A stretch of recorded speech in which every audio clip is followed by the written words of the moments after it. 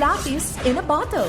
Gamit ang lapis na nakatali mula sa bewang, isushoot ito sa bote nang hindi kinakawakan at bibitbitin ang bote hanggang sa mailapag ito sa pagitan ng dalawang linya.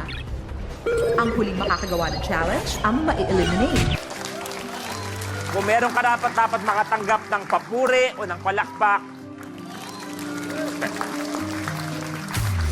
Okay, ready na lahat? Lapis in a bottle. Let's go. The game begins in 3, 2, 1.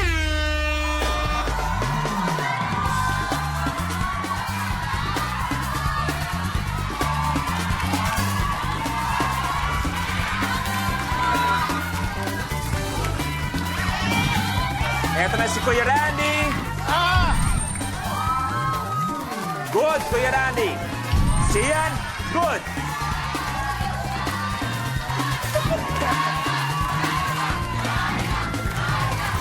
Nice one. Let's go.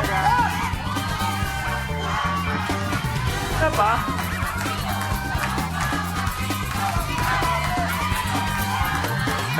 Dahan. Good.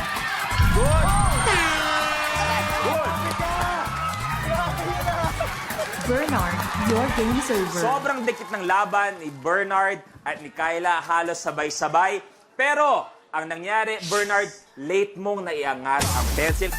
Nakita natin, unang laban pa lang, matindi na. Kaya naman, Bernard, maraming salamat. Magpapaalam tayo. Palakpan natin ang kapamilyang winner natin na si Bernard. Kaya naman, si Bernard, uuwi naman siya with 15,000 pesos.